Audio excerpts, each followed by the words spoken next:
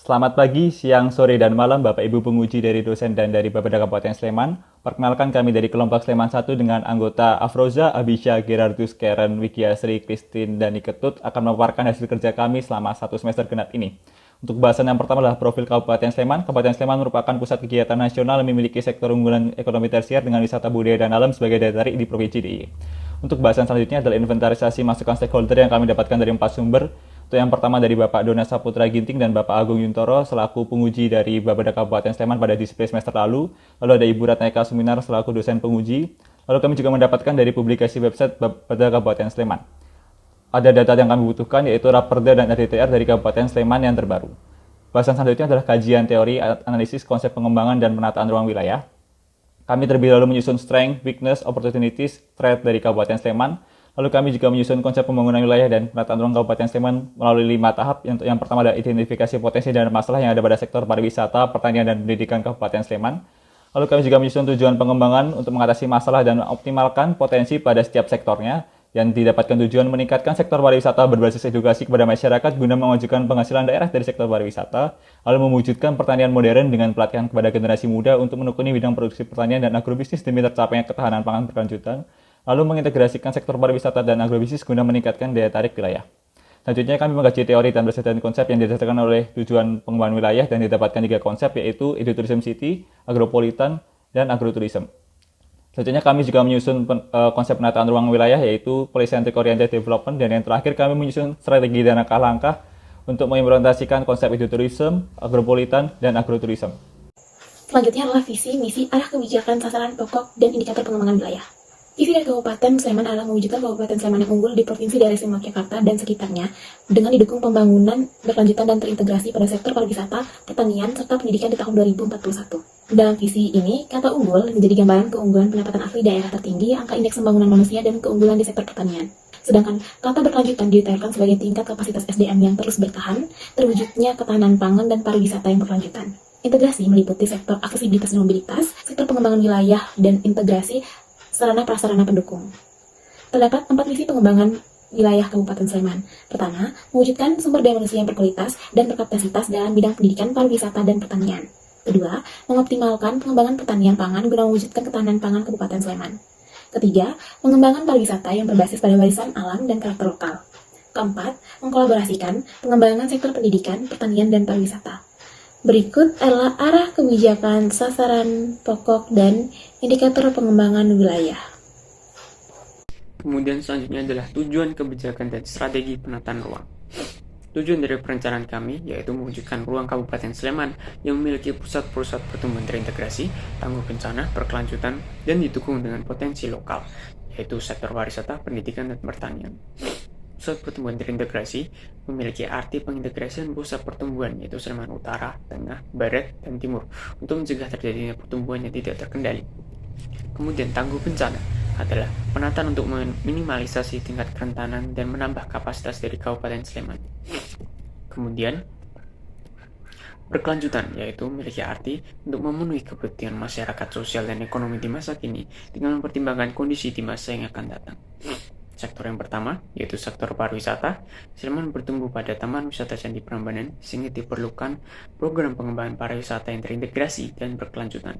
Sektor kedua, yaitu pendidikan, Sleman memiliki potensi yang besar dalam penyediaan fasilitas pendidikan dengan tingginya angka IPM kedua di DIY, sehingga harus mampu menghasilkan SDM yang lebih handal.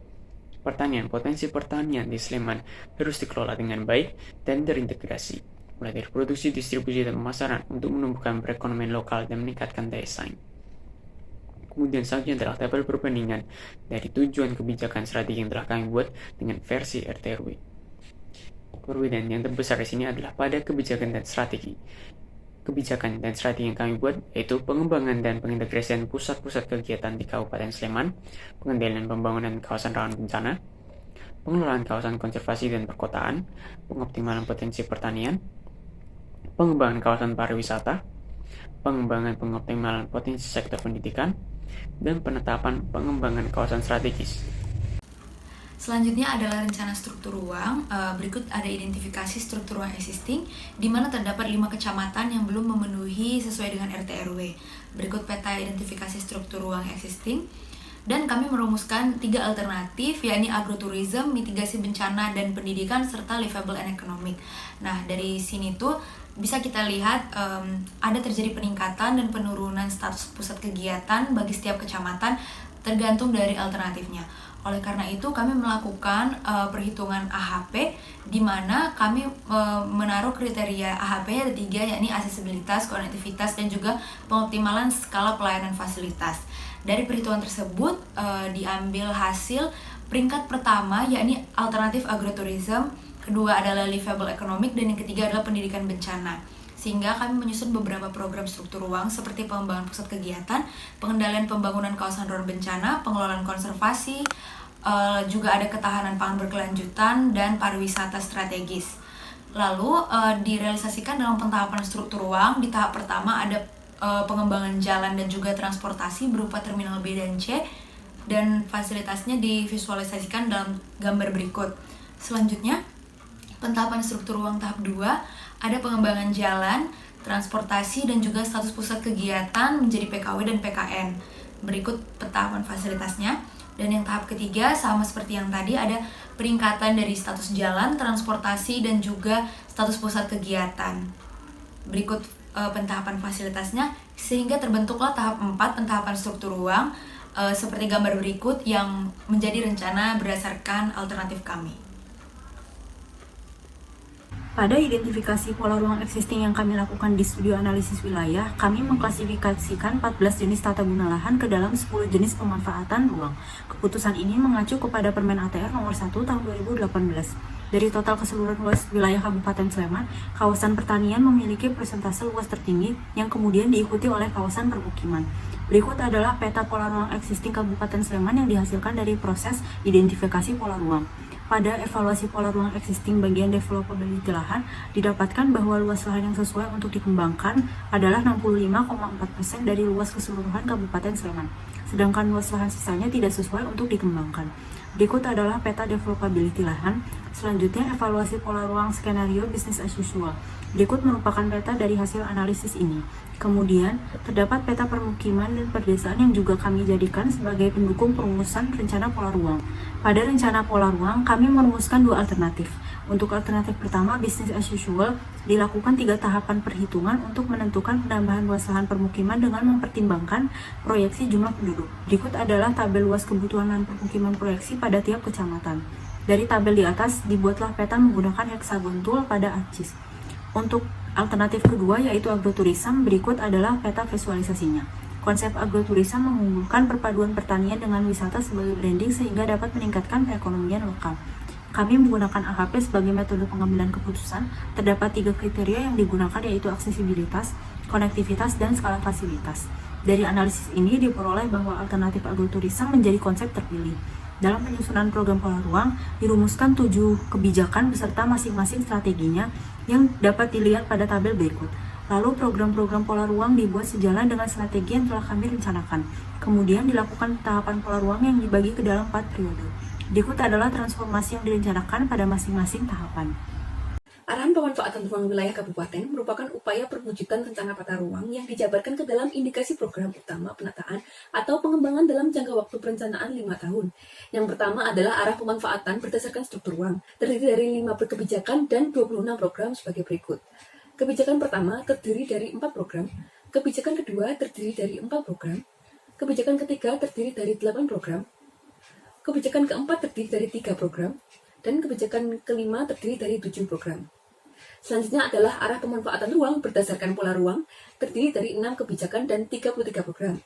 Kebijakan pertama terdiri dari 8 program, kebijakan kedua terdiri dari 2 program, kebijakan ketiga terdiri dari 5 program, kebijakan keempat terdiri dari 6 program, kebijakan kelima terdiri dari 4 program, dan kebijakan keenam terdiri dari 8 program. Bahasan berikutnya yakni ketentuan peraturan umum zonasi atau KUPZ adalah ketentuan ruang yang dilengkapi dengan ketentuan persyaratan pemanfaatan ruang untuk setiap klasifikasi peruntukan atau fungsi ruang dan kawasan sekitar jaringan prasarana yang ditetapkan dalam rencana tata ruang wilayah kabupaten. KUPZ yang akan dijabarkan merupakan teks zonasi yang memuat persyaratan pemanfaatan ruang sebagai berikut. Pada pusat kegiatan, PKN diperbolehkan, PKW diperbolehkan, PKL diperbolehkan, PKK diperbolehkan, dan PPL diperbolehkan. Kemudian jalan tol diperbolehkan, jalan arteri diperbolehkan, jalan kolektor diperbolehkan, jalan lokal diperbolehkan, terminal penumpang tipe B diperbolehkan, terminal penumpang tipe C diperbolehkan, rel kereta api diperbolehkan, stasiun penumpang diperbolehkan, stasiun barang diperbolehkan, bandar udara pengumpul skala pelayanan primer diperbolehkan, sistem jaringan irigasi diperbolehkan, sistem penyediaan air minum diperbolehkan, sistem pengelolaan jaringan air limbah diperbolehkan, sistem jaringan drainase diperbolehkan, sistem jaringan persampahan diperbolehkan, hutan lindung diperbolehkan, kawasan konservasi perairan diperbolehkan, kawasan rawan bencana letusan gunung berapi diperbolehkan, kawasan cagar budaya diperbolehkan, kawasan tanaman pangan diperbolehkan, kawasan perkebunan diperbolehkan, kawasan hortikultura diperbolehkan, kawasan pertanian pangan diperbolehkan, kawasan perikanan diperbolehkan, kawasan industri diperbolehkan, kawasan sentra industri kecil menengah diperbolehkan, kawasan pariwisata bersyarat, kawasan permukiman perkotaan diperbolehkan, kawasan permukiman pedesaan diperbolehkan, dan kawasan keselamatan operasi penerbangan bersyarat. Dari berbagai indikasi program yang telah ditentukan, dilakukan scoring dan didapat ranking sebagai berikut. Indikasi program yang terpilih kemudian akan dijelaskan dalam program individu. Selanjutnya adalah program individu saya yang berjudul Program Pengembangan Wisata Agro di Kabupaten Sleman. Latar belakang program ini adalah karena Sleman sendiri memiliki banyak objek wisata di berbagai sektor, khususnya wisata budaya dan alam yang ingin diintegrasikan. Tujuan perencanaan program adalah untuk menciptakan pengelolaan kawasan pariwisata berbasis agro yang berkelanjutan dan meningkatkan daya tarik serta kualitas sumber daya masyarakat di Kabupaten Sleman. Landasan hukum yang saya gunakan ada 7 komponen, bisa dilihat di dalam slide. Lalu metode perencanaan program yang saya gunakan ada 3, yakni metode analisis, studi literatur dari beberapa dokumen terkait, dan juga logical framework. Berikut adalah gambar kerangka berpikir program, di mana dapat diperoleh rasionalitas, yakni dengan melakukan keterkaitan dengan potensi masalah di Kabupaten Sleman, lalu keterkaitan dengan visi misi Kabupaten Sleman dan visi misi Provinsi DIY. Tinjauan teoritis yang saya gunakan ada 3 konsep. Yang pertama, konsep pariwisata berbasis masyarakat atau community based tourism, konsep daya tarik pariwisata atau konsep 3A, dan konsep sustainable tourism atau pariwisata berkelanjutan. Dengan presiden yang saya ambil yakni wisata agro di Tanah Karo, Sumatera Utara. Log frame yang saya bawakan ada goal, yakni terwujudnya pariwisata berkelanjutan dengan daya tarik tinggi dan mengembangkan perekonomian masyarakat dari konsep CBT tadi. Outcome-nya meningkatkan kunjungan wisata, kesejahteraan masyarakat, dan kesadaran masyarakat tentang pentingnya sektor pertanian. Output yang diharapkan, meningkatnya atraksi wisata di Kabupaten Sleman, meningkatnya sarana dan prasarana pendukung pariwisata, meningkatnya promosi dan publikasi terhadap objek wisata dan pengelolaan destinasi wisata berkat kolaborasi antara masyarakat dan juga pemerintah. Input yang diberikan ada 4, yakni pelatihan pengelolaan pariwisata kepada masyarakat, pembangunan sarana dan prasarana tambahan sebagai penunjang daya tarik, menerapkan kawasan wisata berbasis pertanian, dan peningkatan pelayanan tambahan di objek wisata. Lalu dalam project cycle ada 4 tahap, yakni tahap inisiasi, perencanaan, executing, dan juga monitoring, di mana terdapat isi dari setiap tahapnya yang bisa dicermati dalam slide. Lalu didapatlah pentahapan dan pembiayaan dari tabel sudah dapat dilihat, dan total expenditure-nya sekitar 2.180 juta rupiah, di mana diharapkan juga setiap tahunnya revenue atau penghasilan didapat dari tiket, akomodasi, makanan, dan juga merchandise yang dibeli oleh wisatawan sekitar 476.400.000 rupiah. Lalu nilai ini dimasukkan ke dalam tabel CBA untuk melihat dan diperoleh hasil IRR sekitar 37%, NPV di atas 0, dan juga BCR di atas 1 rata-ratanya, sehingga dinilai program ini visible untuk dilaksanakan. Berikut adalah visualisasi program berupa peta rencana pembangunan fasilitas dan peta pembangunan trek wisata alam, dan juga peta rencana pembangunan titik-titik wisata agro. Selanjutnya adalah program penyediaan TPST di Kabupaten Sleman. Mengapa TPST harus disediakan di Kabupaten Sleman? Alasan pertama adalah produksi sampah akan terus meningkat setiap tahunnya. Kedua, TPA Piungan telah mengalami overload sejak tahun 2014 dan akibatkan TPA tersebut sering mengalami penumpukan akibat perbaikan. Imbasnya, sampah di Kabupaten Sleman mengalami penumpukan. Alasan ketiga, kondisi sarana dan prasarana yang ada di Kabupaten Sleman, khususnya sarana dan prasarana persampahan, belum memadai. Keempat, penyediaan TPST sebagai bentuk dukungan terhadap arah pengembangan Kabupaten Sleman. Kelima, untuk menekan jumlah alih fungsi lahan akibat penyediaan TPA, maka diputuskan untuk melakukan penyediaan TPST sebagai bentuk alternatif. Landasan hukum yang digunakan dalam program ini adalah hukum internasional berupa SDGs, hukum nasional berupa undang-undang, peraturan pemerintah dan peraturan menteri, hukum provinsi berupa peraturan daerah provinsi DIY, dan hukum kabupaten berupa peraturan daerah Kabupaten Sleman. Adapun metode yang digunakan dalam program ini adalah analisis proyeksi sampah, metode literatur, dan metode logical framework. Tujuan dari perencanaan ini adalah mewujudkan lingkungan Kabupaten Sleman yang bersih dan sehat melalui pembangunan TPST berbasis masyarakat. Berikut merupakan sasaran dari perencanaan. Selanjutnya adalah kerangka berpikir dari program. Beberapa teori yang digunakan dalam program ini antara lain pengertian dari tepat pengelolaan sampah terpadu dari peraturan pemerintah. Kedua, teori mengenai nilai sampah. Ketiga, teori keberhasilan pengelolaan sampah. Dan terakhir, teori metode pengelolaan sampah. Berikut adalah dasar konsep yang digunakan dalam program. Selanjutnya adalah log frame yang berisi tentang rincian program dan indikator capaian. Selanjutnya merupakan project cycle yang berisikan penjelasan dari tahap inisiasi, planning, eksekusi, hingga penutupan. Berikut adalah tahapan program dan pembiayaan. Berdasarkan pembiayaan ini menggunakan studi literatur terkait dengan lokasi studi berbeda. Selanjutnya adalah visualisasi program. Pertama merupakan peta kesesuaian lahan TPST. Peta ini didapatkan dari pengelolaan data menggunakan kriteria SNI. Dari proses ini disimpulkan bahwa di Kecamatan Muyudan dianggap paling cocok karena tidak berada di lokasi KRB 3. Berikut contoh model pengelolaan sampah, proses pengelolaan, dan skema pengelolaan. Terakhir adalah keterkaitan program penyediaan TPST dengan tujuan penataan ruang Kabupaten Sleman dan program-program lainnya. Program pengoptimalan pengembangan pertanian oleh Wikiasri Tetiswari. Komunitas pertanian menjadi motor penggerak perekonomian lokal, salah satunya di Kabupaten Sleman. Pemerintah memperlakukan KP2B, LP2B, dan LJ2B di Sleman untuk mendukung kemandirian, ketahanan, dan kedaulatan pangan Sleman. Permintaan kebutuhan tempat tinggal yang tinggi di Sleman memberikan dampak pada perubahan penggunaan lahan, di antaranya alih fungsi lahan pertanian semakin meningkat. Hal ini didasari adanya gap pendapatan per kapita, SDM yang rendah, dan kekhawatiran akan ketidakmampuan dalam memenuhi kebutuhan hidup para petani, sehingga alternatif menjual lahan sawah lebih dipilih. Luas lahan pertanian pangan yang menurun, maka produksi kian menurun. Hal ini dapat mengancam ketahanan pangan di Kabupaten Sleman. Dibuktikan dengan proyeksi pada tahun 2039, didukung pertanian diproyeksikan senilai 0,15, yang diprediksi Kabupaten Sleman tidak mampu memberikan kehidupan yang layak bagi penduduknya. Landasan hukum sebagai berikut. Program ini juga berkaitan dengan Renstra Kementerian atau Lembaga dan Renstra Provinsi Kementerian Pertanian 2015 hingga 2019 akan mewujudkan 6 sasaran strategis. Masalah terkait pertanian mengakibatkan potensi tidak maksimal. Oleh karena itu, dilakukanlah program pengoptimalan pengembangan pertanian agar kesejahteraan tercapai. Masalah pertanian dijabarkan sebagai berikut. Sehingga tujuan dari program ini dapat tercapai apabila daya saing pertanian tinggi, produktivitas tanaman pertanian meningkat, dan cadangan lahan pertanian termanfaatkan. Konsep dari perencanaan ini adalah pengoptimalan pengembangan pertanian pangan yang dilakukan dengan memaksimalkan produksi UMKM petani, serta membuka agribisnis untuk memperluas jaringan pasar.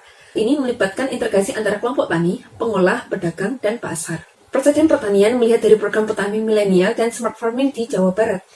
Luaran program yang akan dilaksanakan yakni menetapkan LP2B, meningkatkan produktivitas pertanian, mewujudkan usaha tani, dengan kegiatan sebagai berikut. Kegiatan penetapan LP2B dilakukan pada tahap 1. Pemberian bantuan fasilitas penunjang pengelolaan lahan pertanian dan agribisnis dilakukan pada tahap 1 dan 2. Pengoptimalan potensi lahan pertanian pangan dilakukan pada tahap 2 dan 3. Pengendalian hama terpadu dilakukan pada tahap 1, pelatihan usaha tani agribisnis pada tahap 2, pengembangan agribisnis pada tahap 2, pengembangan jaringan informasi pasar antar petani di berbagai wilayah pada tahap 3 dan 4. Dengan biaya total 142 miliar 75 juta rupiah. Pemasukan berasal dari produksi pertanian pangan dan hortikultura setiap tahun, ikan nila dari kegiatan minapadi, serta produksi pertanian pangan dan hortikultura dari pemanfaatan cadangan lahan pertanian. Pertanian tersebar dalam wilayah Sleman sebagai berikut. Dari analisis CBA dilihat bahwa NPV lebih dari 0 dan PCR lebih dari 1, sehingga dapat dikatakan bahwa program ini layak untuk dijalankan. Berikut merupakan keterkaitan program dengan kondisi di lapangan. Program selanjutnya adalah program pengoptimalan sarana prasarana transportasi umum. Latar belakangnya, jumlah peminat transportasi publik yang mengalami penurunan setiap tahun, sarana prasarana pelayanan transportasi yang tidak mendukung kelancaran transportasi publik, pelayanan transportasi belum menyeluruh ke hingga utara ring road, meskipun sudah tercapai, belum banyak peminat. Seperti ini. Kemudian beberapa daerah belum optimal kondisinya. Kemudian jumlah angkutan umum di DI yang secara menyeluruh mengalami tren turun sejak 2015. Jumlah angkutan umum Sleman setahun terakhir mengalami penurunan. Tahun 2016 mengalami peningkatan, namun selanjutnya mengalami penurunan. Tujuan dari perencanaan ini adalah menciptakan fungsi transportasi publik yang bermanfaat dengan baik untuk menunjang mobilitas masyarakat, ciptakan kemudahan bagi masyarakat luar dan dalam untuk berwisata di Sleman, dan meningkatkan akses perdagangan untuk menunjang kegiatan agroturisme. Landasan hukum seperti ini. Kemudian metode perencanaan ada 4. Yang pertama, analisis wilayah. Menulis melakukan analisis potensi dan masalah, struktur, pola untuk mengetahui isu mana yang harus diselesaikan. Kemudian studi literatur, menggunakan jurnal, regulasi, berita, dan dokumen terkait. Kemudian logical framework untuk merumuskan capaian perencanaan dengan indikator verifikasi dan asumsi. Dan yang terakhir, cost benefit ratio untuk menguji kelayakan program yang dilihat dari keuntungan yang dapat dengan biaya yang terjangkau. Kerangka berpikir yang dibuat seperti ini. Selanjutnya, teori dan konsep yang dipakai oleh penulis. Menurut Seymour dan Para Suraman dan Berry, kualitas pelayanan publik berdasarkan 5 komponen, seperti itu: kondisi fisik, keandalan, daya tanggap, kepastian, dan empati. Dan menurut tokoh lain, kualitas pelayanan berdasarkan ekonomi, efisiensi, effectiveness, dan equity. Perencanaan yang akan dilakukan diharapkan mampu memenuhi komponen yang sudah dipaparkan seperti ini. Log frame yang sudah dibuat seperti ini. Goalnya untuk terwujudnya fungsi transportasi publik yang terimplementasi dengan baik. Outcome-nya sama seperti tujuan yang sudah disusun, dengan output meningkatkan volume kualitas jalan, meningkatkan jumlah kendaraan yang akan siap sedia, meningkatkan pengetahuan masyarakat, mengurangi penggunaan kendaraan pribadi, dan meningkatkan promosi manajemen transportasi publik.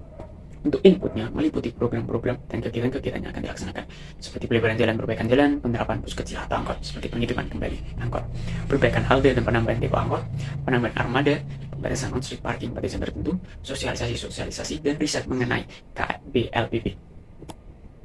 Kemudian project cycle-nya meliputi ini: tahap inisiasi, pembentukan struktur kerja, analisis kelayakan program, dan perencanaan pengeluaran. Tahap perencanaan meliputi penentuan tujuan, ruang lingkup dan besaran proyek, identifikasi stakeholder, perumusan regulasi, penyusunan skema pelaksanaan program, dan perancangan manajemen risiko. Tahap ketiga, eksekusi, yaitu pelaksanaan program, pembatasan sistem pelaksanaan, dan penetapan standar kualitas. Yang terakhir, tahap pemantauan dan evaluasi. Selanjutnya, yaitu pentahapan. Seperti ini, pentahapan dari program dilakukan pada tahun ke-6 hingga tahun ke-11. Kemudian untuk pembiayaan seperti ini, mulai dari project cycle inisiasi sampai pemantauan evaluasi dari masing-masing program dan kegiatan yang ada.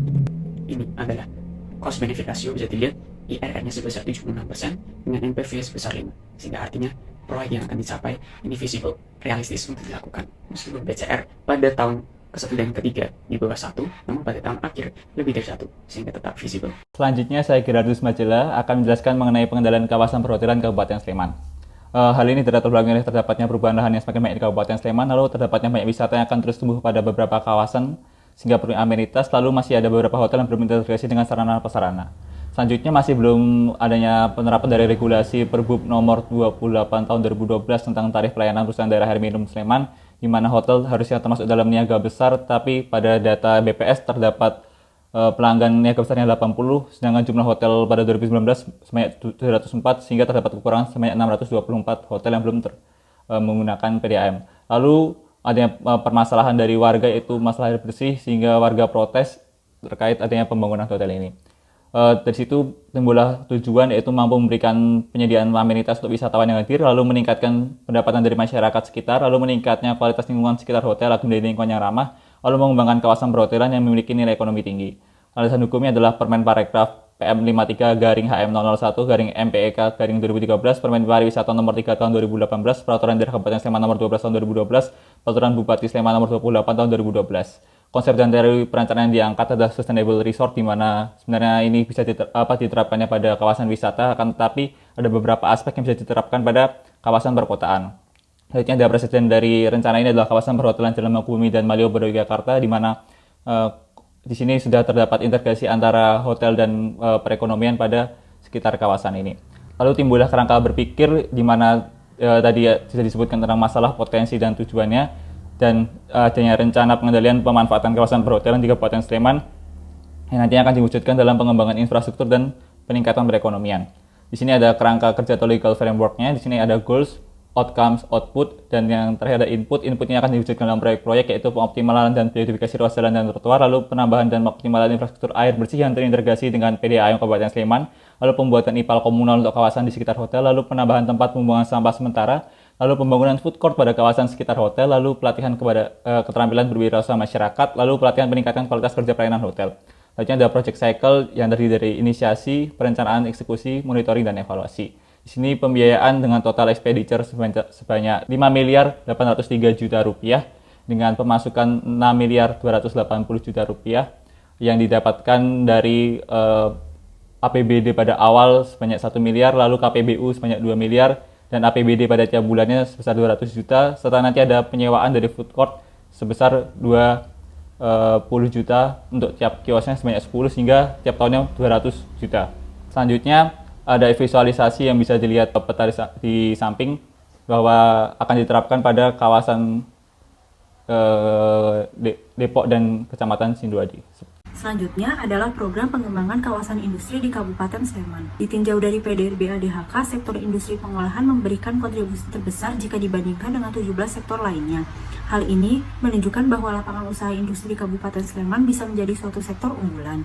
Menurut RDTR, pengembangan kawasan peruntukan industri di Kabupaten Sleman akan diarahkan ke bagian timur. Sebagai rasionalitasnya, program ini memiliki keterkaitan dengan sasaran pengembangan Kabupaten Sleman yang tertuang dalam peraturan-peraturan berikut. Tujuan dari program perencanaan ini antara lain mengembangkan industri pengolahan yang berkelanjutan sebagai pendukung agroturism, mengurangi pencemaran lingkungan, meningkatkan SDM yang berkualitas, dan meningkatkan daya tarik tersendiri agar dapat membangkitkan iklim investasi. Landasan hukum yang dijadikan acuan dalam program pengembangan ini adalah sebagai berikut. Kemudian terdapat 4 metode perencanaan yang digunakan dalam program pengembangan. Adapun dalam kerangka berpikir dijelaskan bahwa potensi untuk pengembangan industri di Kabupaten Sleman belum dapat dilaksanakan mencapai titik optimal akibat beberapa masalah yang masih menjadi penghambat. Berpedoman kepada visi dan nilai SDGs, direncanakan pengembangan kawasan industri yang akan mencakup aspek fisik maupun non-fisiknya. Berikut adalah pendetailan masalah kemudian potensi yang digambarkan dalam bentuk bagan pohon. Konsep perencanaan yang digunakan, pertama, eco-industrial development, yaitu kawasan industri yang mengikut sertakan komunitas industri serta memfasilitasi terwujudnya interaksi antara industri dalam upaya meminimalisir kerusakan lingkungan. Kedua, integrated industrial development, yaitu interaksi antara industri utama atau core industri, penyedia bahan baku, industri pendukung, serta fasilitas pendukung lainnya. Cluster yang akan diterapkan adalah the industrial complex cluster. Presiden yang dipilih sebagai acuan dalam pengonsepan program ini adalah Tianjin Industrial Park dan Karawang International Industrial City atau KIIC. Selanjutnya, berikut merupakan profil perencanaan yang menjabarkan aksesibilitas, infrastruktur, fasilitas pendukung, dan lain sebagainya dari program dengan nama Sleman Integrated Industrial Park atau SIIP. Berikut adalah rincian industri unggulan beserta jenisnya.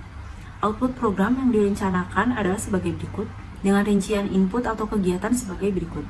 Berikut adalah project cycle dari program ini. Kegiatan dari initiating dan planning proses akan dilaksanakan pada tahap 1 sampai tahap 2, executing proses pada tahap 3 sampai 4, operating proses dimulai pada tahap 3, dan maintaining proses dimulai pada tahap 4. Dari cost benefit analysis didapatkan bahwa program layak untuk dijalankan. Berikut adalah visualisasi program. Penetapan lokasi kawasan industri didasarkan kepada analisis yang telah dilakukan mengenai kriteria teknis dari kondisi lahan dan potensi lokasi. Kemudian berikut merupakan gambaran master plan yang akan dijadikan acuan. Terima kasih, sekian presentasi studi rencana wilayah yang dapat kami sampaikan. Kurang dan lebihnya, mohon maaf.